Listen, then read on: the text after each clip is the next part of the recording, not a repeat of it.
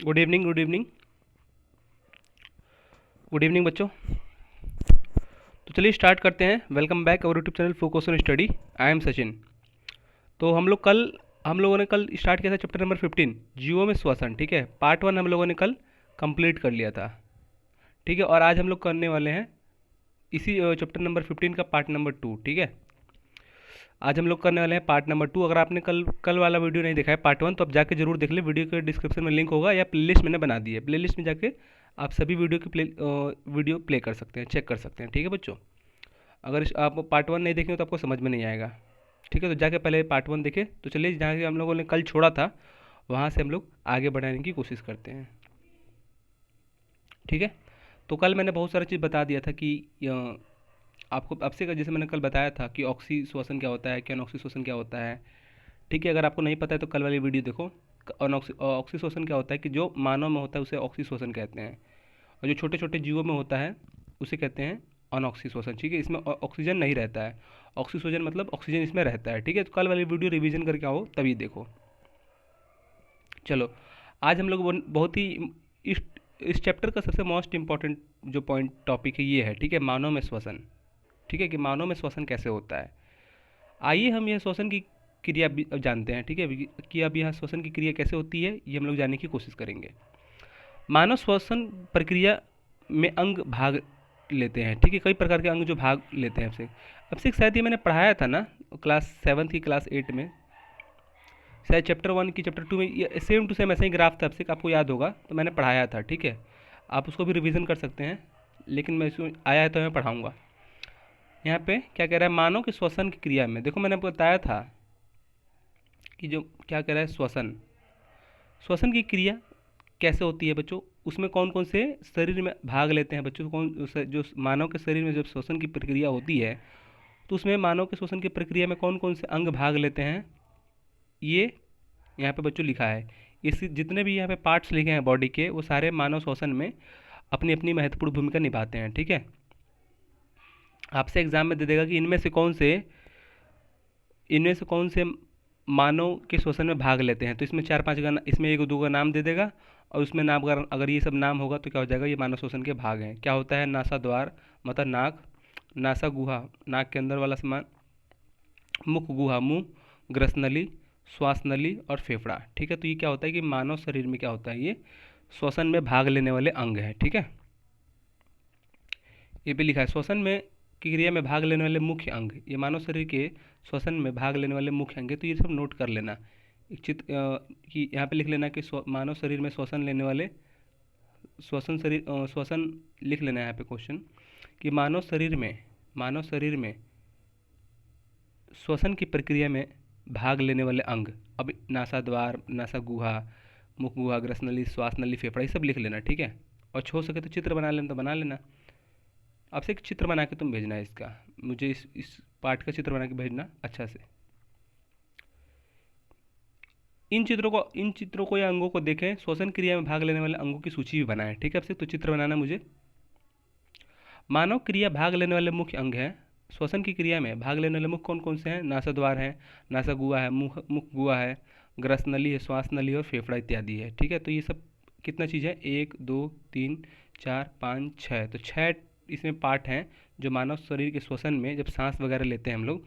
तो देखो बच्चों, जब सांस लेते हैं, श्वसन करते हैं, तो हमारे शरीर में 6 पार्ट काम करते हैं। नासा द्वार काम करता है, नासा गुहा, मुख गुहा, ग्रस नली, श्वास नली और फेफड़ा काम करता है। अगर इसमें से अगर एक भी पार्ट काम करना बंद करते तो हम लोग सांस क्या होता है नहीं ले पाएंगे। ठीक है, तो कितना इंपॉर्टेंट है कि जो श्वास हम लोग लेते हैं, श्वसन जब हमारे शरीर के अंदर होता है, तो इतने सारे पार्ट, लगभग 6-7 पार्ट हमारे क्या होते हैं कि काम करते रहते हैं और हम लोग को पता भी नहीं चलता है। अब हम लोग ये जान अब हम लोग जान अब हम लोग जाने की सांस लेने और छोड़ने की क्या कह रहा है, अब हम लोग जाने कि सांस लेने और छोड़ने की क्रिया इन अंगों द्वारा कैसे संपन्न होती है। ठीक है, अब हम लोग जानेंगे कि जब सांस लेते हैं, हम लोगों ने देखा कि सांस लेने की प्रक्रिया में कौन कौन से अंग भाग लेते हैं बच्चों। तो ये सब क्या होते हैं, श्वसन जब हम लोग लेते हैं तो वो सब अंग क्या होते हैं, भाग लेते हैं। अब हम लोग देखेंगे कि सांस लेने और छोड़ने की प्रक्रिया में ये अंग काम कैसे करते हैं, ये कैसे संपन्न होती है बच्चों। ठीक है, हम लोगों ने भी पार्ट देखा था कौन कौन से पार्ट हैं, लेकिन अब हम लोग देखेंगे कि श्वसन की प्रक्रिया में सांस लेने और छोड़ने की प्रक्रिया में ये जो अंग है कैसे काम करते हैं, कैसे यहाँ पे संपन्न होता है। ठीक है, सामान्यतः हम लोग वातावरण से ऑक्सीजन युक्त हवा द्वारा नासाद्वार से ग्रहण करते हैं और नासा गुहा से होते हुए श्वास नली के होकर फेफड़ा में जाती है। फेफड़ा वक्ष गुहा में स्थित होते हैं और वक्ष गुहा को आधार प्रदान करके एक पेशीय परत डायफ्राम होती है। तो देखो, जो मैंने अभी यहाँ से यहाँ तक पढ़ा वो क्या है, काम कैसे करता है हमारा जो श्वसन अंग है, श्वसन की प्रक्रिया में जितने भी श्वसन ये अंग है, तो श्वसन अंग कैसे काम करता है बच्चों। तो पहले हम लोग क्या करते हैं कि वातावरण में ऑक्सीजन युक्त हवा लेते हैं। ऑक्सीजन युक्त हवा जो है हमारे नासाद्वार मतलब नाक में प्रवेश करता है। ठीक है, नासाद्वार, नासाद्वार क्या है, पहला है, देखो यहाँ पे पहला अंग कौन सा है, देखो यहाँ पे लिखा भी है नासाद्वार। देखो सबसे पहले नाक, नाक ही से तो अंदर से पहले हवा जाती है। तो सबसे पहले हमारे आपसे एग्जाम में पूछ देगा कि हमारे श्वसन में सबसे पहला अंग कौन सी भूमिका निभाता है। ऐसे क्वेश्चन पूछ सकते हैं कि हमारे श्वसन अंग में सबसे पहली भूमिका कौन निभाता है, तो नासाद्वार बच्चों। ठीक है, नाक से अंदर प्रवेश होता है तो सारा अंदर जब हवा जाता है तो काम करता है। ठीक है, एग्जाम में पूछ सकता है कि हमारे श्वसन की प्रक्रिया में सबसे पहला अंग कौन सा काम करता है, तो नासाद्वार, क्योंकि नाक से तो हमारे अंदर सांस जाता है तो सारी प्रक्रिया होती है। तो वही कह रहा है। ठीक है, तो कैसे काम करती है ये अंग बच्चों, सबसे पहले नासाद्वार से हम लोग ग्रहण करते हैं क्या, ऑक्सीजन युक्त हवा, जो नासा गुहा से होते हुए श्वास नली में होकर हमारे फेफड़े में आती है। जो नासा गुहा से, देखो तो हम लोगों ने नाक से, हम लोगों ने क्या किया, नासा द्वार से हम लोगों ने सांस लिया, उसके बाद ये जो हवा है नासा द्वार से मुख गुहा में आती है। नासा द्वार से यहाँ पे नाक से आई, फिर वो हवा गर्दन जो है मुख गुहा से आते हुए ग्रस नली, फिर श्वसन नली, फिर फेफड़ा में जाके ये काम करता है। ठीक है, तो सबसे पहले नासा, फिर उसको नासा गुहा, फिर मुख गुहा, फिर ग्रस नली, फिर श्वसन नली, फिर फेफड़ा। तो ये पॉइंट लिख लेना है यहाँ पे। सबसे पहले नासा द्वार में आता है, 1 2 इसमें, 3 इसमें, 4 इसमें, 5 इसमें, 6 इसमें। ठीक है, सबसे अंत में क्या होता है कि फेफड़ा में जाता है। ठीक है, फेफड़ा वक्ष गुहा में स्थित होते हैं। वक्ष गुहा को आधार प्रदान करने के लिए पेशीय परत डायफ्राम स्थित होता है। वक्ष गुहा का मतलब क्या होता है कि जो जहाँ पे फेफड़ा जो, वक्ष गुहा का मतलब क्या, जैसे ये फेफड़ा जहाँ पे सेट होता है उसे कहते हैं वक्ष, पसली जो कहते हैं। ठीक है, पसली, छाती भी कहते हैं इसको इंग्लिश में, वक्ष गुहा।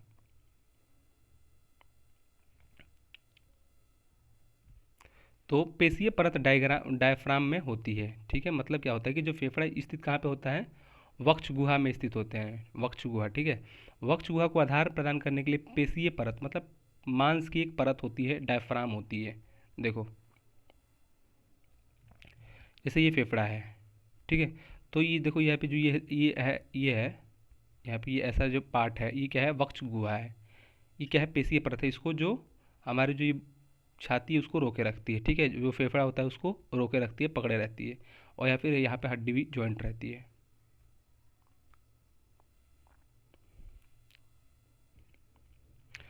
स्व अंतःश्वसन, अंतःश्वसन मतलब क्या, अंतःश्वसन मैंने कल बताया था, जब श्वास से हम लोग अंदर लेते हैं तो उसे कहते हैं अंतःश्वसन। ठीक है, अंतः मतलब अंदर और श्वसन मतलब सांस। तो अंतःश्वसन के समय पसलियाँ ऊपर और बाहर की ओर गति करती हैं तथा डायफ्राम नीचे की ओर गति करता है, जिस कारण वक्ष गुहा का आयतन बढ़ जाता है और वायु फेफड़े में प्रवेश कर जाता है। ठीक है, क्या करें, जब हम लोग सांस लेते हैं तो पसलियाँ ऊपर और बाहर की ओर गति करती है। देखो हम लोगों ने जब सांस, देखो हम लोग जैसे मान लो कि इस व्यक्ति ने सांस लिया, तो सांस जब लिया अंदर में है तो अंदर की हवा इसके अंदर गई, और जब इसके अंदर हवा गई तो क्या होती है, जो फेफड़ा है ऊपर घिसक जाती है। ऐसे करके देखना, देखिए अगर जब अंदर तुम सांस लोगे तो तुम्हारा जो है ये छाती है पूरा फूल जाएगा ऐसे, फिर जब निकालोगे अपनी हवा तो क्या हो जाएगी, फिर अपनी अपनी फॉर्म में आ जाएगा, मतलब वैसी अवस्था में आ जाएगा। देखो जब ये बंदा जब अंदर सांस लिया तो क्या हो गया, देखो चौड़ा हो गया कुछ, और जब सांस फिर से छोड़ दिया इसने, देखो ऊपर से सांस छोड़ दिया तो फिर क्या, ये पहली अवस्था में आ गया। पहले ऐसे था, जब इसने अपने अंदर सांस हवा लिया, ठीक है, तो क्या हुई, जो पसली है फूल गई। जब तुम अपने अंदर सांस लेके देखना, तुम्हारा जो छाती है कुछ फूल जाएगा ऐसे ऐसे। ठीक है, तुम्हारा जो छाती खुद ऑटोमेटिक फूलने लगेगा, फिर जब जैसे तुम बाहर छोड़ोगे तो फिर क्या हो जाएगा, नॉर्मल स्थिति में आ जाएगा। ठीक है, तो काम कैसे करती है वही कह रहा है, जब अंतःश्वसन के समय पसलियाँ ऊपर की ओर गति करती है। ठीक है, फिर डायफ्राम नीचे की ओर गति करता है, ये है डायफ्राम, ये जो है पसली डायफ्राम है। देखो जब तुमने सांस लिया तो क्या हो जाएगी, बड़ी हो जाएगी थोड़ी, फिर जैसे तुम सांस छोड़ोगे ऐसे, फिर क्या हो जाएगी, अपनी फिर से जैसे पहली थी वैसी अवस्था में आ जाएगी। जब तुम्हारा सांस जब देखो, जब तुम्हारा जब सांस अंदर जाता है तो क्या हो जाएगी, थोड़ा चौड़ा हो जाता है, और जैसे ही बाहर निकल जाता है तो क्या हो जाएगा, फिर से वैसी अवस्था में आ जाता है। ठीक हो, देखो यहाँ पे चौड़ा है थोड़ा, ऐसे है गोल, और यहाँ पे ऐसे है छोटा सा। तो इसके अंदर क्या है, जब सांस बाहर निकल गई, देखो तीर बना भी है, तीर बाहर निकल दे तो मतलब सांस बाहर, और जब तीर अंदर जब आया तो ये क्या है, थोड़ा फूल गई। देखो यहाँ से ऐसे, ये तीर नहीं दिख रहा है यहाँ पे, ऐसे यहाँ से यहाँ पे फूल गई है, देखो यहाँ पे गोल है थोड़ा, समझे। फिर जब सांस बाहर निकालते हैं तब फिर क्या हो जाएगा, पहली अवस्था में आ जाती है। उच्छ्वसन में पसलियाँ नीचे अंदर की ओर जाती है, जबकि डायफ्राम अपनी पूर्व स्थिति में आ जाता है। ठीक है, तो क्या कह रहा है, अंतः श्वसन में क्या होता है, अंतः श्वसन मतलब जब अंदर सांस लेते हैं क्या हो जाएगा, आयतन बढ़ जाता है। आयतन का मतलब क्या, वही कह रहे हैं अंतः श्वसन। अंतः श्वसन मतलब जब सांस अंदर लेते हैं तो इसका आयतन क्या होता है, बढ़ जाता है। देखो आयतन मतलब आकार बढ़ जाता है। ठीक है, उच्छ्वसन मतलब जब सांस बाहर छोड़ते हैं, अंतः श्वसन मतलब जब सांस अंदर लेते हैं, उच्छ्वसन मतलब जब सांस बाहर छोड़ते हैं तो पसलियाँ नीचे की रहती है और अपनी पूर्व स्थिति में आ जाती है। देखो यहाँ पे लिखा है अपनी पूर्व स्थिति में, जैसे पहली थी वैसे ही हो जाती है, मतलब फिर से उसी अवस्था में आ जाती है। देखो जब सांस हम लोग बाहर निकाल दिए तो क्या हो जाएगा, फिर से अपनी पहली अवस्था में आ जाएगी। ठीक है, इस तरह हम देखते हैं कि कैसे हमारा वक्ष फैलता और सिकुड़ता है। इस तरह हमारा जो सीना है या छाती है वो क्या होता है, फैलता रहता है और सिकुड़ता रहता है। ठीक है, देखो जैसे एक मान लो कि बैलून ले लो, मान लो कि बैलून, जब तुम्हारा अंदर अंदर हवा जाएगा तो क्या हो जाएगा, ये फिर फूल जाएगा ऐसे, और जब हवा बाहर निकलेगा तो फिर से पहली अवस्था में आ जाएगा। तो ठीक उसी प्रकार जब हम लोग मुंह से हवा अंदर लेते हैं तो क्या बैलून हमारा जो वो फेफड़ा है वो फूल जाता है। फिर जब हवा निकलता है बाहर, जब सांस छोड़ देते हैं तो फिर क्या हो जाएगा, पहली अवस्था में आ जाएगा। यही प्रक्रिया बार बार होती रहती है। जब सांस अंदर लेते हैं तो बैलून फूल जाता है, मतलब फेफड़ा फूल जाता है, और जब सांस बाहर निकालते हैं तो क्या हो जाएगा, पहली सी अवस्था में जैसे गुब्बारा रहता है वैसे ही हो जाता है। ठीक है, अंदर बाहर जब हम लोग सांस करते हैं तो वैसे होता है। तो ये एग्जाम्पल ये पढ़ लेना कि बैलून वाला वही बता रखा है, मतलब कैसे जब बैलून को अंदर करते हैं तो ऐसे ही मैंने बता दिया। ठीक है बच्चों, इसमें कोई इंपॉर्टेंट नहीं है। ठीक है, ये पढ़ लेना, ये एग्जाम्पल है, मैंने अब तो बता ही दिया, इतना अच्छा से बताया इसके ऊपर। अभी मैंने ये प्रक्रिया इतनी अच्छा से बताया, वही एग्जाम्पल की तरह बता रहा है कि कैसे एक बैलून को करना है। तो इतना नहीं कर पाओगे तुम लोग ना, बैलून फैलून ये सब कांच वगैरह कहाँ से लाओगे। ठीक है, तो हम लोग डायरेक्ट टॉपिक पे आते हैं अपने। समझ गए ना कि बैलून वाला एग्जांपल लेना, जब सांस जैसे मान लो कि ये फेफड़ा है अपना, जब अंदर से हम सांस लेते हैं तो क्या हो जाएगा, बैलून फूल जाता है, और जब हवा बाहर निकाल निकाल दोगे तो फिर पहली सी अवस्था में जैसे पतला रहता है वैसी अपने पहली अवस्था में बैलून आ जाता है। ठीक है, जब अंदर जब सांस उसके हवा डालोगे तो क्या हो जाएगा, फूल जाएगा, और जब छोड़ दोगे तो क्या हो जाएगा, फिर पचक जाएगा वो। इस प्रयोग में हमने जाना कि अंतः श्वसन और उच्च श्वसन के दौरान हमारे फेफड़े किस प्रकार काम फैलते और सिकुड़ते हैं। अब लिख देगा एग्जाम में, अंतः श्वसन में हमारे फेफड़े सिकुड़ते हैं और उच्छ श्वसन में हमारे क्या हो जाएगा, फैलते हैं। तो क्या हो जाएगा, गलत हो जाएगा। देखो अंतः श्वसन मतलब आप सांस अंदर लेते हैं तो उसे कहते हैं अंतः श्वसन। उच्च श्वसन मतलब जब सांस बाहर निकालते हैं तो क्या हो जाएगा, उच्च श्वसन। अंतः श्वसन मतलब जब सांस अंदर लेते हैं, तो जब गुब्बारे के अंदर हवा अंदर डालोगे तो क्या हो जाएगा, फूल नहीं जाएगा। उसी प्रकार अंतः श्वसन में क्या हो जाएगा, हमारी जो फेफड़ा है क्या होता है, फैलती है। उच्च श्वसन में क्या होता है कि सिकुड़ती है। ठीक है, तो ये पॉइंट नोट कर लेना। अंतः श्वसन मतलब अंदर, अंदर श्वसन मतलब जब आप सांस अंदर लेते हैं, उच्च श्वसन मतलब जब सांस आपकी बाहर जाती है। ठीक है, तो अंतः श्वसन मतलब क्या होता है, फैलती है, और उच्च श्वसन मतलब जब बाहर निकलती है तो क्या होती है, सिकुड़ती है। फैलती है और सिकुड़ती है। ठीक है, अंतः श्वसन मतलब फैलती है, जब जब सांस अंदर जाती है तो फैलेगी। उच्च श्वसन जब सांस बाहर निकलेगी तो क्या हो जाएगा, सिकुड़ेगी। ठीक है, सभी जीव परिवेश में ऑक्सीजन O2 ग्रहण करते हैं तथा कार्बन डाइऑक्साइड CO2 का त्याग करते हैं। आपको पता ही है कि सभी जीव जो होते हैं ऑक्सीजन का ग्रहण करते हैं और कार्बन डाइऑक्साइड का कहते हैं त्याग करते हैं बच्चों। ठीक है, ग्रहित ऑक्सीजन कोशिकीय श्वसन की क्रिया में काम आता है। श्वसन की क्रिया ऑक्सीजन की उपस्थिति में अनेक एंजाइमों की सहायता के कई चरणों से संपन्न होता है। क्या कह रहा है, श्वसन की क्रिया ऑक्सीजन की उपस्थिति में अनेक एंजाइमों की सहायता से कई चरणों में संपन्न होता है। रक्त शरीर के विभिन्न भागों में कोशिकाओं में ऑक्सीजन पहुंचने वाला वाहक है। क्या कह रहा है बच्चों, यहाँ पे देखो कितना इंपॉर्टेंट बात कह रहा है। रक्त शरीर के विभिन्न भागों की कोशिकाओं में ऑक्सीजन पहुंचाने वाला वाहक होता है। जो रक्त होता है विभिन्न शरीर के विभिन्न भागों में क्या होता है कि कोशिकाओं में ऑक्सीजन पहुंचाने का काम करता है बच्चों। ठीक है, नोट कर लेना। जो रक्त होता है, ब्लड होता है, वो भी शरीर का काम क्या होता है कि जो रक्त होता है शरीर के विभिन्न भागों में क्या होता है कि ऑक्सीजन पहुंचाता है। ठीक है, नोट कर ले, क्या आपको पता था। तो वही कह रहे हैं, देखो रक्त जो है शरीर के विभिन्न भागों में ऑक्सीजन पहुंचाने वाला काम करता है, वाहक होता है। वाहक मतलब क्या, काम करने वाला, ठीक है। तो रक्त क्या होता है, विभिन्न हमारे शरीर के अंदर ऑक्सीजन पहुंचाने वाला काम करता है। नोट कर लेना, ऑक्सीजन का वहन लाल रक्त कोशिकाओं में पाए जाने वाले वर्णक हीमोग्लोबिन के द्वारा होता है। तो ऑक्सीजन का जो गति है वो किसके द्वारा होती है, आपको पता है कि हमारे जो शरीर का, हमारे खून का रंग लाल क्यों होता है, हीमोग्लोबिन के कारण, ठीक है। यहाँ पर देखो लिखा है, तो ऑक्सीजन का लाल रक्त कोशिकाओं में पाए जाने वाला वर्णक हीमोग्लोबिन है। तो हमारे जो ब्लड में लाल रंग का जो पाया जाता है वो कहते हैं हीमोग्लोबिन, उसे कहते हैं, ठीक है। लाल रक्त की कोशिकाएं जो पाई जाती है उसे हीमोग्लोबिन कहते हैं, ठीक है। तो हमारे जो ब्लड में रेड रेड जो होता है उसमें हीमोग्लोबिन की मात्रा के कारण वो क्या होता है, लाल हो जाता है। तो नोट कर लेना, ठीक है। और रक्त का काम क्या है, अगर आपसे पूछ देगा कि रक्त का काम क्या है, तो लिख देना कि हमारे शरीर में क्या होता है, हमारे शरीर के सभी भागों में ऑक्सीजन पहुंचाने का काम क्या करता है, खून करता है, ब्लड करता है या रक्त करता है, ठीक है। और हीमोग्लोबिन के कारण जो होता है खून लाल होता है, ये भी नोट कर लेना। इसी को तो कहते हैं आपसे अब जीके, हमारे जो तुम्हारे जो सर पढ़ाते हैं लूसेंट, जब तुम अपना किताब पढ़ लोगे तो जीके खुद तैयार हो जाएगा, ठीक है। जीके पी के चक्कर में मत रहो, पहले किताब पढ़ो अपना, किताबें में तुम्हारा बहुत सारा खजाना छुपा है, ठीक है। अब से जैसे मैं पढ़ा रहा हूँ पढ़ते जाओ, अपने फिर से रिवीजन 2-4 बार करते रहना। तो हमारे शरीर में क्या होता है, विभिन्न भागों में ऑक्सीजन पहुँचाता है कौन, रक्त पहुँचाता है। और जब हमारे शरीर का जो रक्त लाल होता है किसके कारण होता है, हीमोग्लोबिन के कारण, नोट कर लेना। यह ऑक्सीजन के संबंध होकर हीमोग्लोबिन बनता है और ऑक्सीजन विभिन्न कोशिकाओं को विसरित हो जाता है। क्या कह रहा है कि ऑक्सीजन से मतलब मिलकर ऑक्सी हीमोग्लोबिन बनाता है और कोशिकाओं के विभिन्न भागों में फैल जाता है। तो इतना मत याद रखो, जो मैंने बताया वही पॉइंट याद रखना, ठीक है। जो मैं पॉइंट इंपॉर्टेंट होगा मैं बार बार बोल दूंगा, 2 बार, ठीक है, 3 बार। पुनः कोशिकाओं से हीमोग्लोबिन कार्बन डाइऑक्साइड से संबंध होकर कार्बोनिक्स हीमोग्लोबिन बनाता है, ठीक है। तो ये इंपॉर्टेंट नहीं है आपके लिए।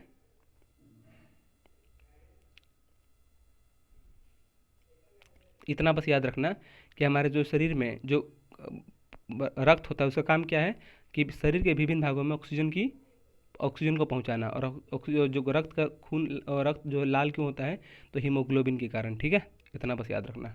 अभी आपके अनुसार हीमोग्लोबिन और ऑक्सीजन जब मिलता है तो उसे कहते हैं ऑक्सी हीमोग्लोबिन, ठीक है। ऑक्सी मतलब ऑक्सीजन और हीमोग्लोबिन, ठीक है। नोट कर लेना, नोट मत करना, बस याद रखना कि हीमोग्लोबिन और जब ऑक्सीजन मिलता है तो क्या बनता है, ऑक्सी हीमोग्लोबिन। और हीमोग्लोबिन जब कार्बन डाइऑक्साइड मिलता है तो उसे कहते हैं कार्बोक्सी हीमोग्लोबिन, ठीक है। देखो, ऑक्सी मतलब इस ऑक्सी हीमोग्लोबिन मतलब समझ जाना कि इसमें ऑक्सीजन जुड़ा है, और कार्बोक्सी मतलब समझ जाना कि इसमें कार्बन डाइऑक्साइड जुड़ा है, ठीक है।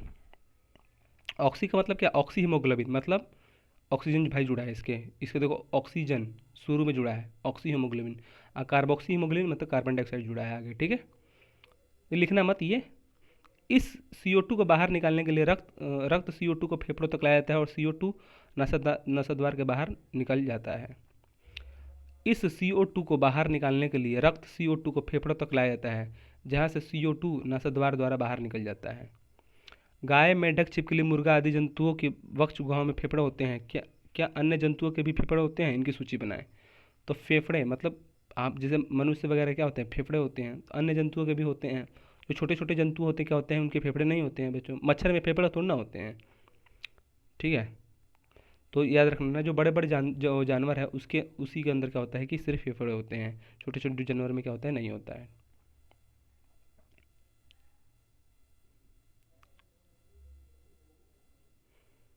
चलो नेक्स्ट क्या है,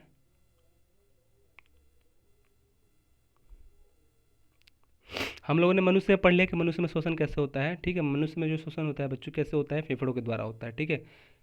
ठीक है, आपको मैंने पढ़ा दिया, फिर से पढ़ लेना। नेक्स्ट है अन्य जंतुओं में श्वसन कैसे होता है। जितने भी अन्य जंतु हैं छोटे छोटे, उसमें श्वसन कैसे होता है वो देखते हैं। चलो,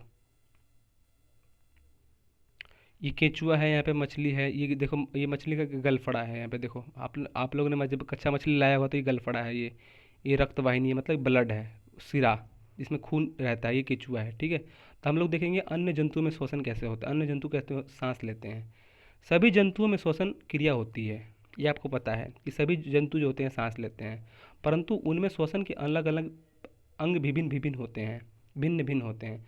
तो सभी जंतु बच्चों, आपको एक मैं बात डाउट क्लियर कर दूं कि सभी जंतु जो होते हैं सांस लेते हैं, ठीक है। ऐसा कोई भी जंतु नहीं है जो सांस नहीं लेता है, ठीक है। सभी जंतु क्या होते हैं, श्वसन की प्रक्रिया होती है, परंतु उनमें श्वसन के अंग जो होते हैं विभिन्न विभिन्न होते हैं, भिन्न भिन्न होते हैं।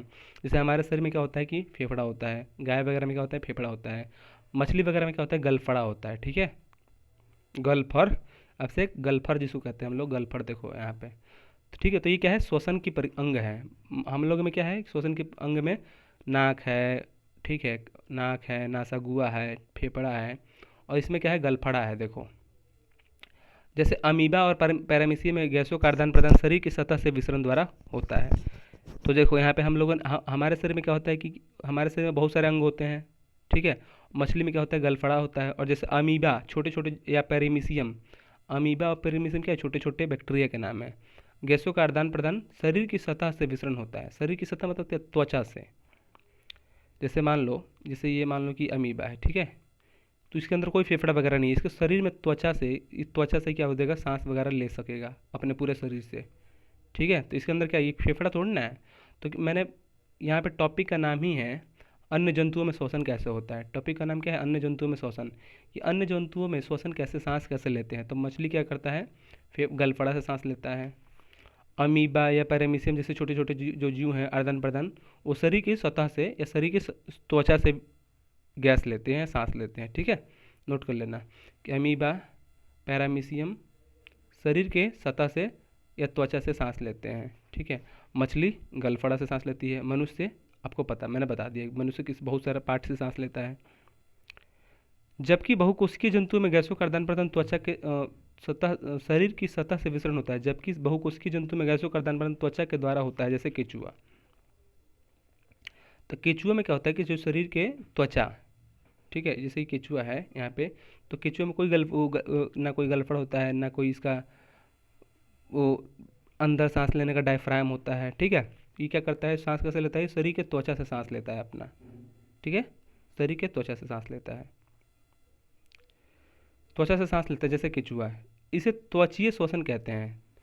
तलचट्टा वगैरह क्या होता है, तो वो भी त्वचीय श्वसन का उदाहरण है बच्चों, ठीक है। तलचट्टा क्या करता है, उसमें तलचट्टा भी अपने शरीर के त्वचा से, अपने भी पंख वगैरह जो होते हैं वैसे शरीर को डिजाइन किया गया है कि उसी से सांस लेगा, ठीक है। तो इसमें त्वचीय श्वसन के एग्जाम्पल कौन कौन से हो सकते हैं, केचुआ और तलचट्टा, लिख लेना, ठीक है। केचुआ और तलचट्टा जो है त्वचीय श्वसन के उदाहरण है, मतलब ये त्वचा से सांस लेते हैं। तिलचट्टे एवं अन्य कीटों में श्वसन के लिए उनके शरीर पर छिद्र होते हैं। तो तिलचट्टे देखो यहाँ पर मैंने बता दिया ना अभी, ठीक है। केचुआ में क्या होता है, केचुआ भी त्वचा से सांस लेता है, लेकिन तिलचट्टे और अन्य की जो कीट होते हैं उनके श्वसन के लिए शरीर पर छिद्र होते हैं बच्चों। जैसे मान लो कि तिलचट्टा है, तो इसके शरीर पर क्या होगा, छोटे छोटे छिद्र होते हैं, जिसकी वजह से वो भी सांस ले पाता है, ठीक है। तो तिलचट्टे और अन्य कीटों में क्या होते हैं, श्वसन के लिए उनके शरीर पर छिद्र होते हैं, और जिसे श्वसन या श्वास रंध्र कहा जाता है, ठीक है, ठीक है। आपको मैंने बता दिया कि तिलचट्टे वगैरह किसे सांस लेते हैं, अपने शरीर के श्वसन से, अपने शरीर के त्वचा से सांस लेते हैं। और जिनके उनके शरीर पर क्या होता है, उनके शरीर पर क्या होता है कि बहुत से छोटे छोटे छिद्र बने होते हैं, और जिसे श्वास रंध्र कहते हैं उन्हें, ठीक है। उनके शरीर पर छोटे छोटे छेद बने होते हैं, जिसे कहते हैं श्वास रंध्र, ठीक है। तो नोट कर लेना, आपके एग्जाम में आ जाएगा कि श्वास रंध्र इनमें से किस जंतुओं में होता है, तो दे देगा घोड़ा, गधा, चील या तिलचट्टा। तो क्या हो जाएगा, डी। श्वास रंध्र मतलब क्या, उनके शरीर पर छोटे छोटे छिद्र बने होते हैं, उसे कहते हैं श्वास रंध्र, ठीक है। इन्हीं रंध्रों को गैसों का विनिमय होता है। मेंढक तथा स्थल दोनों में पाए जाने वाले जंतु है। इन्हीं रंध्रों से गैसों का विनिमय होता है। मेंढक जल तथा स्थल दोनों में पाए जाने वाले जंतु है। इसमें श्वसन की प्रक्रिया फेफड़ों तथा त्वचा के द्वारा होती है। तो यहाँ पर नोट कर लेना। देखो मैंने अभी बताया था कि एक जो होता है केवल त्वचा से सांस लेता है, एक जो बताया था कि उसके त्वचा पे क्या होता है कि छिद्र होता है। त्वचा पे जो सांस लेता है वो केचुआ हो गया, जो उनके शरीर पे त्वचा से सांस लेता है उसको जो उसके शरीर पे छिद्र रहता है वो हो गया तिलचट्टा हो गया, ठीक है। और मैंने अभी एक और नया पॉइंट यहाँ पे आ रहा है कि इनके एक होता है मेंढक, जो जल और स्थल, जल में भी सांस ले सकता है और स्थल में भी सांस ले सकता है। इसमें श्वसन की क्रिया फेफड़ों और त्वचा के माध्यम दोनों से होती है, ठीक है। श्वसन की क्रिया फेफड़ों और त्वचा। अब देखो, अब पूछ देगा एग्जाम में कि मेंढक में क्या होता है कि फेफड़ा होता है, ठीक है। फेफड़ों और त्वचा। जो मेंढक है वो त्वचा और फेफड़ों से भी सांस ले सकता है, तो नोट कर लेना ये दोनों है। ठीक है, मेंढक जो है जल में भी सांस ले सकता है, जैसे आप लोगों ने सुना होगा कि मेंढक है जो पानी के अंदर भी रह लेता है। देखना होगा कि मेंढक वगैरह क्या होगा, मार दोगे तो पानी के अंदर घुस जाएगा। तो इसका मतलब क्या है कि पानी के अंदर भी सांस ले सकता है, इसलिए तो अंदर रहते हैं, अब बाहर भी रह सकता है। ऐसा जानवर है, ऐसा जंतु है, कीट है जो श्वसन की जो क्रिया है फेफड़ों और त्वचा से लेता है। ठीक है, एग्जाम में दे देगा कि इनमें से कौन से जंतु फेफड़ों और त्वचा से दोनों से सांस ले सकता है, तो एग्जाम्पल में दे देगा मेंढक, तिलचट्टा या छिपकली या अन्य, तो क्या हो जाएगा मेंढक ये। ठीक है, तिलचट्टा क्या होगा, केवल अपने शरीर के त्वचा से सांस ले लेगा, पानी के अंदर नहीं लेगा, उसके शरीर पे क्या होगा छोटे छोटे छिद्र बने होते हैं। ठीक है, पैरा और केचुआ क्या हो जाएगा, केचुआ में अपने त्वचा से सांस लेगा। ठीक है, और जो मेंढक है वो त्वचा से भी सांस ले सकता है और फेफड़ों से भी सांस ले सकता है। फेफड़ा और त्वचा से दोनों से सांस ले सकता है कौन, मेंढक, जल और स्थल दोनों में। ठीक है, तो नोट कर लेना। अब किसी से देखो ये पूछ भी सकते हो कि बताओ मेंढक की जो श्वसन की प्रक्रिया है वो कैसे होती है, तो उसकी प्रक्रिया दो प्रकार से होती है, फेफड़ों से और त्वचा से। ठीक है, पानी के अंदर भी रह सकता है और पानी के बाहर भी सांस ले सकता है, इसलिए आपने देखा होगा बरसात वगैरह में मेंढक जो होते हैं पानी के अंदर ही बोलते रहते हैं। स्थलीय जीव जैसे मछली में श्वसन के लिए विशेष अंग गलफड़ा होता है, इसमें श्वसन में घुलनशील ऑक्सीजन श्वसन के लिए प्रयुक्त होता है, श्वसन की उपरांत CO2 मुक्त करता है। ठीक है, तो देखो अब हम लोगों ने नेक्स्ट कीट है वो है मछली। तो मछली जो है, मछली के लिए क्या होता है विशेष अंग गलफड़ा, जो मछली का जो श्वसन अंग क्या है गलफड़ा बच्चों। ठीक है, वो गलफड़ा की मदद से सांस लेती है, इसमें जल में घुलनशील ऑक्सीजन। तो जो गलफड़ा है बच्चों, आपने देखा होगा गलफड़ा, आप कई मछली वगैरह लाते हो देखना उसका गलफड़ा, जो जल में ऑक्सीजन जो घुली रहती है, जो जल में ऑक्सीजन घुली रहती है बच्चों, उसी जल ऑक्सीजन का उपयोग क्या करती है, उपयोग करती है, और श्वसन जब हो जाती है तो CO2 मुक्त करती है। सेम टू सेम हमारी तरह होता है। ठीक है, हम भी लोग क्या करते हैं, ऑक्सीजन को लेते हैं और CO2 क्या करते हैं, मुक्त करते हैं। हम लोग क्या करते हैं, ऑक्सीजन को लेते हैं और जो कार्बन डाइऑक्साइड उसको छोड़ते हैं। ठीक है, तो मछली क्या करती है कि जो जल में घुलनशील ऑक्सीजन रहते हैं बस उसको लेती है, और जब छोड़ती है CO2 मतलब CO2 छोड़ देती है। ठीक है, तो मछली कहती है गलफड़ा से सांस लेती है। ठीक है, मेंढक जो होता है, फिर से नोट कर लेना, लिख लेना मछली गलफड़ा, गलफड़ा से। ठीक है, ऐसे ऐसे नोट कर लेना, मैं फिर से रिवीजन करा रहा हूँ। मछली किससे लेती है, गलफड़ा से सांस लेती है। ठीक है, मेंढक जो है त्वचा, मेंढक जो है फेफड़ा और त्वचा दोनों से सांस लेता है। ठीक है, मेंढक लिख लेना यहाँ पे, त्वचा और फेफड़ा दोनों से सांस ले सकता है, ऐसे लिख लेना। ठीक है, तो मेंढक त्वचा और फेफड़ा दोनों से। नेक्स्ट कीट कौन था, केचुआ। जो केचुआ है केवल त्वचा से ले सकता है, इसे त्वचा कहते हैं। तिलचट्टे और अन्य कीट श्वसन के लिए उनके शरीर पर छिद्र होते हैं। ठीक है, और जो तिलचट्टा है क्या करता है, श्वास रंध्र से सांस लेता है, तो तिलचट्टा लिख लेना, और श्वास रंध्र और इक्वल टू लिख लेना। तो कि श्वास रंध्र का मतलब क्या होता है कि उसके शरीर पे छोटे छोटे छिद्र होते हैं, ऐसे ऐसे लिख लेना। अपने अनुसार नोट्स बनाना चाहिए तुम लोग को। ठीक है, जैसे मैं समझा रहा हूँ केवल समझना और उसको अपने अनुसार क्या होता है उसको नोट्स बनाना। ठीक है, तो केचुआ क्या करता है, केवल त्वचा से सांस लेता है, लेकिन जो तिलचट्टा वगैरह क्या उनके शरीर पर त्वचा से सांस लेते हैं, लेकिन उनके शरीर पे क्या होते हैं छोटे छोटे छिद्र बने होते हैं, उसे कहते हैं श्वास रंध्र। ठीक है, तो तिलचट्टा किससे सांस लेता है, श्वास रंध्र से सांस लेता है, और केचुआ क्या करता है, त्वचा से सांस लेता है। अमीबा या पैरामीशियम गैसों का आदान प्रदान शरीर की सतह से विसरण द्वारा होता है, तो अमीबा और पैरामीशियम क्या करता है, शरीर की सतह से। ठीक है, तो नोट कर लेना, ये सारा ये इंपॉर्टेंट है आपके एग्जाम के लिए, यहाँ से कोई भी क्वेश्चन पूछ देगा, मैं भी क्वेश्चन बनाऊंगा तो यहीं से बनाऊंगा। ठीक है, कल तुम्हारा टेस्ट होगा। अब हम लोगों ने पढ़ लिया जंतुओं में श्वसन, अब हम लोग पढ़ेंगे पौधों में श्वसन कैसे होता है। ठीक है, चलो, ये आपको तो मैंने बता ही रखा है कि पौधे में श्वसन कैसे होता है आपसे ना, लेकिन फिर से पढ़ा दे रहा हूँ। प्रायः आपने बुजुर्गों से सुना होगा कि रात्रि में वृक्षों के नीचे नहीं सोना चाहिए। ठीक है, अब से आप लोगों को भी सुना होगा, या सूर्यास्त के बाद वृक्षों के नीचे नहीं खेलना चाहिए, मतलब शाम के बाद वृक्षों के नीचे नहीं खेलना चाहिए। क्या आपने जानने का प्रयास किया कि ऐसा क्यों मना किया जाता है? नहीं, आपको पता है। क्या आपने दिन में और रात्रि में वृक्षों के नीचे वातावरण का अनुभव किया है? क्या पौधे भी जंतुओं की तरह सांस ले सकते हैं? तो हाँ बच्चों, आपको पता है, मैंने बताया था, जंतुओं की तरह पौधे भी सांस लेते हैं और छोड़ते हैं बच्चों। ठीक है, जंतु मतलब क्या है, जैसे हम लोग सांस लेते हैं फिर क्या करते हैं, छोड़ते हैं, तो क्या होता है, जंतुओं मतलब जंतु सहित या जंतुओं की तरह पौधे भी सांस लेते हैं और छोड़ते हैं। पौधों में श्वसन क्रिया होती है क्योंकि उनमें भी जीवित रहने के लिए विभिन्न प्रकार की जैविक क्रियाएं करनी पड़ती है। इन क्रियाओं के लिए ऊर्जा की आवश्यकता होती है।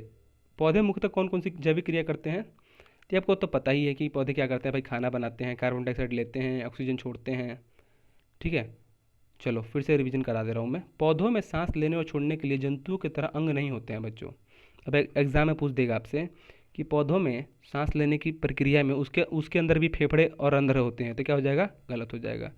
पौधे में कहीं फेफड़ा देखा है आपने? आपने कितने सारे पेड़ वगैरह काट देते हैं। तो पौधे में सांस लेने के लिए क्या होता है, जैसे मनुष्य जंतुओं में क्या होता है कि पौधे सांस लेने के लिए श्वसन अंग होता है ना। जैसे मछली का गलफड़ा हो गया, और मनुष्य का बहुत सारे होगा, 4-5 प्रकार हो गए, नाक, त्वचा, फेफड़ा। और जैसे मछली के लिए गलफड़ा हो गया, ठीक है। और तिलचट्टे के लिए क्या हो जाएगा, छिद्र रंध्र हो जाएगा। ऐसे मेंढक के लिए त्वचा और फेफड़ा दोनों हो जाएगा। तो पेड़ों के लिए क्या होता है कि पेड़ों में श्वसन के लिए क्या होते हैं, अंग नहीं होते हैं। पेड़ों में श्वसन के लिए क्या होता है, अंग नहीं होते हैं, ठीक है। बल्कि पत्तियों में पाए जाने वाले रंध्रों, स्ट्रोम रंध्रों से ऑक्सीजन और कार्बन डाइऑक्साइड गैसों का विनियमन करते हैं। ठीक है, तो पेड़ किससे सांस लेते हैं, पेड़ पौधे रंध्र से सांस लेते हैं। मतलब यहाँ पे देखो, मैंने उस दिन बताया था कल वाली वीडियो में कि परसों वाली वीडियो में, इसमें छिद्र होता है। देखो यहाँ पे ये क्या है, 1 2 3 4 5 पत्तियों में रंध्र, रंध्र मतलब क्या होता है कि छिद्र। ठीक है, तो पत्तियों में, ये पेड़ों में क्या होता है कि रंध्रों द्वारा क्या होता है, लिख लेना एग्जाम में कि आपसे कि पत्तियों में पेड़, यहाँ पे लिख लेना पेड़ पौधे, इधर रंध्रों से द्वारा सांस लिया जाता है। रंध्रों, रंध्रों मतलब छिद्र, स्ट्रोमाटा। रंध्रों द्वारा क्या होता है, सांस लिया जाता है, ऑक्सीजन तथा कार्बन डाइऑक्साइड गैसों का विनियमन होता है। तो पेड़ को किससे सांस लेते हैं, रंध्र के माध्यम से। क्या करते हैं, ऑक्सीजन छोड़ते हैं और कार्बन डाइऑक्साइड क्या करते हैं, लेते हैं। ठीक है, उल्टा करते हैं, मनुष्य के विपरीत करते हैं। हम लोग क्या करते हैं, कार्बन डाइऑक्साइड छोड़ते हैं और ऑक्सीजन लेते हैं। वहीं पेड़ क्या करते हैं कि ऑक्सीजन छोड़ते हैं और कार्बन डाइऑक्साइड क्या करते हैं, ग्रहण करते हैं।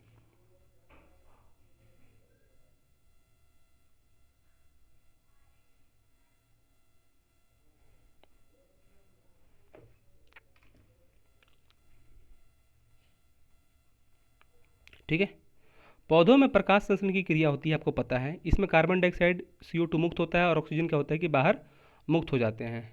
ठीक है, आपको पता है कि जब प्रकाश संश्लेषण की प्रक्रिया होती है तो क्या होता है कि ऑक्सीजन मुक्त होता है बच्चों, ठीक है, बाहर मुक्त होता है। कार्बन डाइऑक्साइड भी क्या होता है कि मुक्त होता है। ठीक है, कार्बन डाइऑक्साइड बनता है। दिन में कार्बन डाइऑक्साइड CO2 तथा ऑक्सीजन का अनुपात संतुलित रहता है। श्वसन की क्रिया प्रत्येक क्षण जंतु में और पौधों में रहती है। तो श्वसन की क्रिया प्रत्येक क्षण जंतु और पौधों में भी होती रहती है। तो पेड़ पौधे में क्या होता है कि जैसे मनुष्य में हमेशा 24 घंटे क्या होती है, श्वसन होती रहती है, वैसे ही क्या होता है कि पौधे में भी श्वसन की प्रक्रिया हमेशा लगातार होती है। ठीक है, अब यहाँ पे एक पॉइंट है, देखो देखो, पौधे में प्रकाश संश्लेषण होता है, इसमें कार्बन डाइऑक्साइड प्रयुक्त होता है और ऑक्सीजन बाहर मुक्त होते हैं। दिन में कार्बन डाइऑक्साइड CO2 तथा ऑक्सीजन का अनुपात संतुलित रहता है। ठीक है, मतलब क्या है यहाँ पे, चलो ठीक है, आपको पता, देखो नेक्स्ट पॉइंट क्या है। रात्रि में जब प्रकाश संश्लेषण की क्रिया नहीं होती है तो ऑक्सीजन की मात्रा वातावरण में कम हो जाती है और कार्बन डाइऑक्साइड का उपयोग नहीं होता है, इनकी मात्रा बढ़ जाती है, जिस कारण वृक्षों में सांस लेने में कठिनाई होती है और गर्मी लगने लगती है। देखो मैंने सिंपल सा फॉर्मूला जानो, देखो जो पेड़ पौधे हैं दिन में क्या करते हैं, ऑक्सीजन छोड़ते हैं और कार्बन डाइऑक्साइड क्या करते हैं, रात लेते हैं। और रात में क्या करते हैं, रात में ये प्रक्रिया उल्टी हो जाती है। रात में क्या होता है, कार्बन डाइऑक्साइड छोड़ते हैं बच्चों, ठीक है, ऑक्सीजन फिर लेते हैं। ठीक है, क्योंकि रात में प्रकाश संश्लेषण बहुत ही कम हो जाती है ना। तो ये नोट कर लेना, ये देखो दिन में है, ये दिन, ये रात। ठीक है, दिन में क्या होती है कि CO2 छोड़ते हैं और CO2 लेते हैं। ठीक है, वही रात में क्या होता है कि CO2 क्या करते हैं, छोड़ते हैं और O2 लेते हैं। मैं फिर से बना दे रहा हूँ, देखो ये दिन है, ये रात है। इसमें क्या होता है कि CO2 क्या करते हैं, CO2 लेते हैं दिन में, और O2 क्या करते हैं, मतलब ऑक्सीजन छोड़ते हैं। और रात में क्या करते हैं, यही प्रक्रिया उल्टी हो जाती है। CO2 क्या करते हैं, O2 क्या करते हैं, लेते हैं, और CO2 क्या करते हैं, छोड़ते हैं बच्चों। ठीक है, तो इसीलिए पेड़ के नीचे नहीं सोना चाहिए, क्योंकि कार्बन डाइऑक्साइड हमारे लिए खतरा है ना। हम लोग कार्बन डाइऑक्साइड थोड़ा ना लेते हैं, CO2 लेते हैं बच्चों रात के समय, इसीलिए। क्योंकि दिन में क्या होता है कि पेड़ पौधे क्या होते हैं, CO2 लेते हैं और ऑक्सीजन छोड़ते हैं। तो दिन में तो बहुत अच्छा आनंद है, क्योंकि हमें ऑक्सीजन की आवश्यकता होती है। और वही रात में क्या होते हैं कि वो CO2 छोड़ते हैं और O2 लेते हैं, इसीलिए हमें लोग रात को कहते हैं कि पेड़ के नीचे नहीं सोना चाहिए। ठीक है, और वृक्षों में सांस लेने में कठिनाई होने लगती है बच्चों, और गर्मी लगने लगती है। ठीक है, क्योंकि CO2 छोड़ते हैं ना रात को वो लोग, और दिन में देखो CO2 रात को छोड़ते हैं और दिन में O2 छोड़ते हैं, मतलब ऑक्सीजन छोड़ते हैं। आपको CO2 और O2 समझ में आ रहा है ना? CO2 मतलब क्या है? कार्बन डाइऑक्साइड, O2 मतलब ऑक्सीजन। तो रात को गर्मी क्यों लगती है? श्वसन क्रिया में कार्बन डाइऑक्साइड के साथ ऊर्जा विमुक्त होती है, गर्मी का अनुभव होता है, और पौधे की कोशिका जंतुओं में कोशिका और ग्लूकोज अणुओं का अपघटन करती है, जिससे ऊर्जा मुक्त होती है बच्चों। तो CO2 क्या है? देखो, श्वसन क्रिया में कार्बन डाइऑक्साइड के साथ ऊर्जा विमुक्त होती है। तो रात जब पेड़ पौधे जो है रात में जब श्वसन लेते हैं तो क्या होता है? कार्बन डाइऑक्साइड उनके साथ मुक्त होता है, CO2। ठीक है। और CO2 जो क्या है? गर्म है, भारी भी है। ठीक है। तो इसलिए क्या होता है? गर्मी लगती है, जिससे ऊर्जा मुक्त होती है, इसी कारण क्या होता है कि गर्मी लगती है। ठीक है। क्या बीजों में श्वसन होता है? नेक्स्ट टॉपिक है, क्या बीजों में श्वसन होता है? चलो ये फिर से पॉइंट बता दे रहा हूँ आपको। ठीक है। क्या रहा है कि रात के पेड़ के समय गर्मी क्यों लगती है? यहाँ पे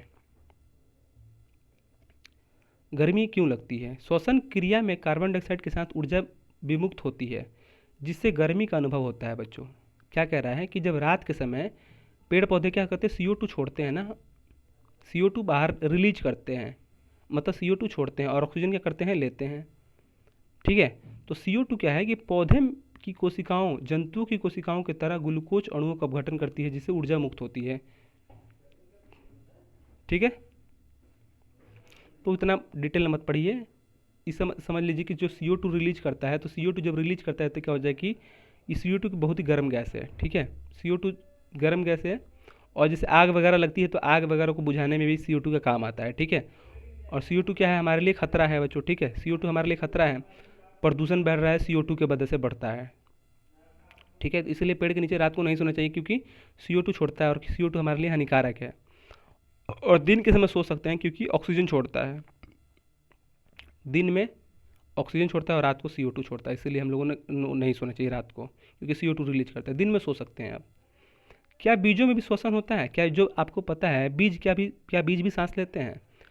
क्या आपने बीजों से भरी बोरियां या अन्य भंडारों के हाथ डालकर देखा है? क्या अनुभव करते हैं आप? गेहूं, धान, चना की बोरियों में हाथ डालकर देखें, क्या गर्म महसूस होता है? ऐसा क्यों होता है? तो बच्चों, जो बीज हैं वो भी सांस लेते हैं एक प्रकार से। बोरियों में हाथ डालकर देखना, क्या गर्माहट महसूस होती है? ऐसा क्यों होता है?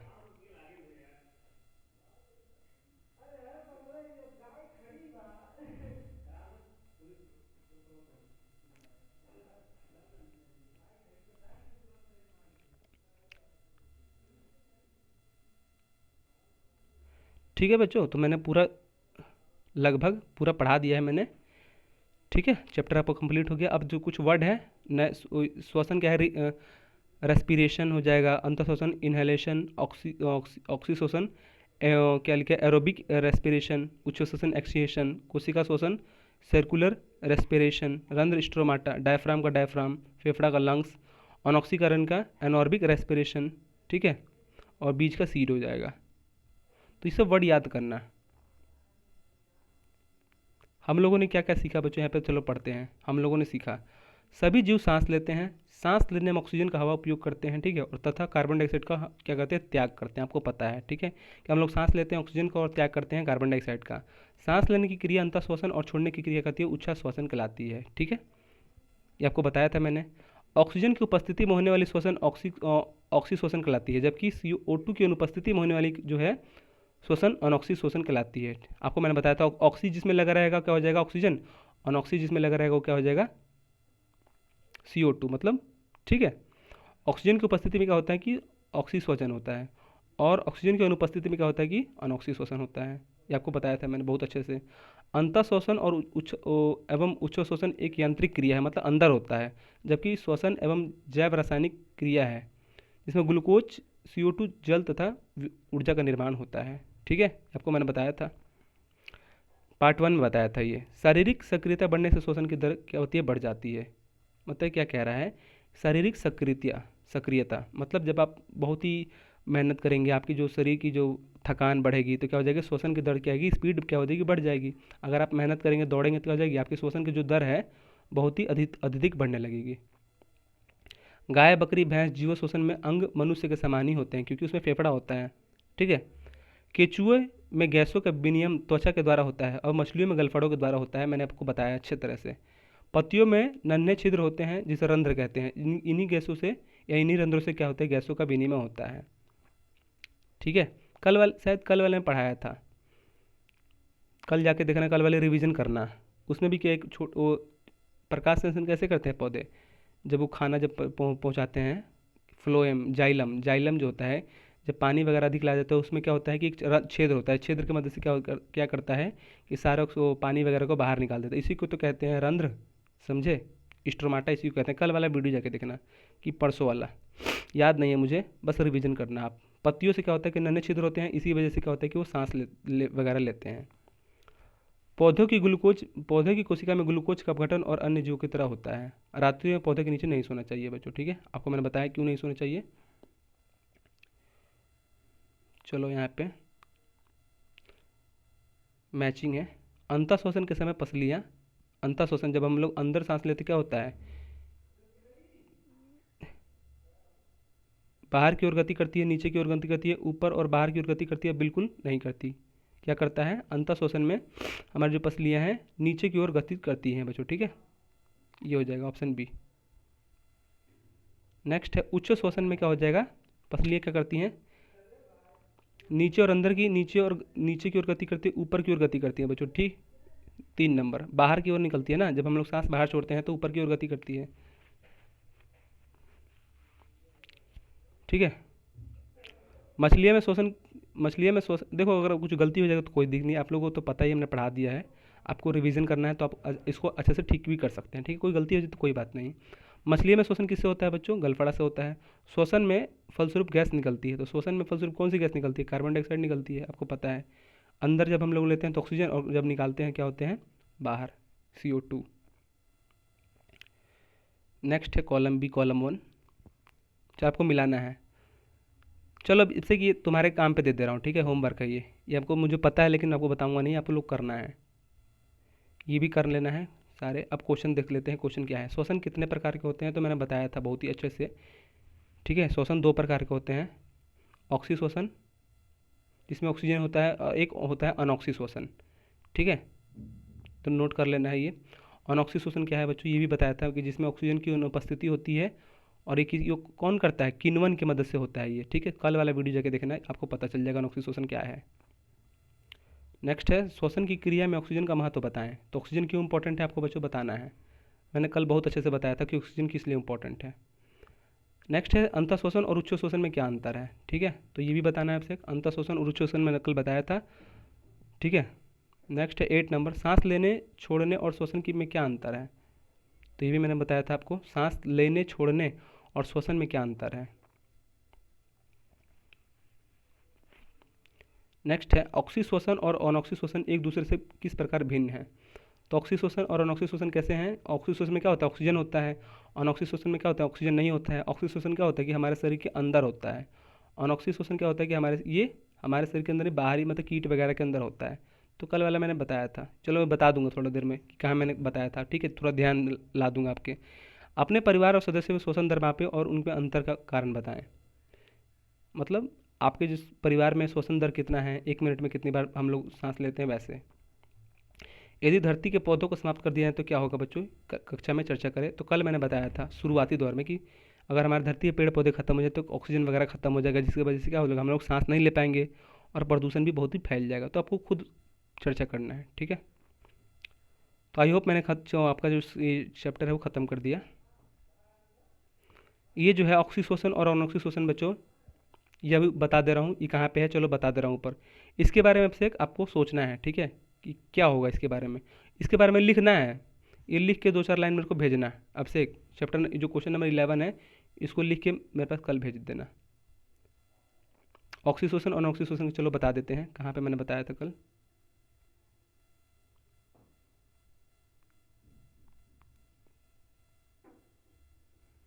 देखो मुझे याद है लेकिन आप लोगों को याद नहीं है। अनऑक्सी श्वसन, ऑक्सी श्वसन बच्चों, ये कल मैंने बताया था, ठीक है, कल वाली वीडियो में जाके देखना, पूरा डिटेल से बताया था मैंने आपको, ठीक है। तो आज जो आपका चैप्टर है, चैप्टर नंबर 15 बच्चों, वो चैप्टर पूरा एकदम कंप्लीट हो गया, जीवों में श्वसन। अब हम लोग कल करेंगे चैप्टर नंबर 16, ठीक है। तो आई होप आपको समझ में आया होगा। कल वाली पार्ट 1 और पार्ट 2 दोनों जाके देखिएगा आपसे, ठीक है। आपको नोट्स बनाना है और क्वेश्चन आंसर करके भेजना है मेरे पे। तो चलिए मिलते हैं नेक्स्ट वीडियो में, कल होगा आपका टेस्ट, ठीक है। तो चलिए बाय।